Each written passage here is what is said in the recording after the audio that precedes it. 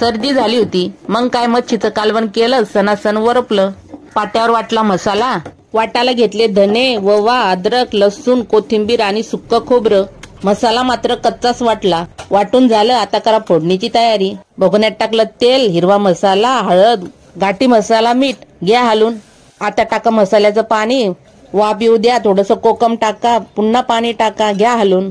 जेवढा रस्सा हवा असेल तेवढं पाणी टाका. उकळा आला की जे मच्छीचे मुडके आहे ते याच्यात टाकून द्या. झाकण ठेवा, वाफ येऊ द्या. आता नारळ खिसा खसा मिक्सरच्या भांड्यात टाक. सोबत त्याच्या अद्रक, लसूण, हिरवी मिरची, बीट. आता टाका पाणी आणि मिक्सर मध्ये फिरवा. नंतर एका सुती कपड्यामधून त्याला गाळून घ्या. गरम पाण्यामध्ये टाका कोकम. पाट्यावर वाटा जिरा आणि मीठ. कोकम घ्या आणि असं चाळणीमधून त्याचं पाणी काढा. सोबत टाका मीठ आणि जिऱ्याची पावडर, कोथिंबीर. करा आता मिक्स. सोबत त्याच्या मच्छी फ्राय, कोंबडी वडे. झाली आता थाळी रेडी. घ्या खाऊन. सोलकढी घ्या पिऊन.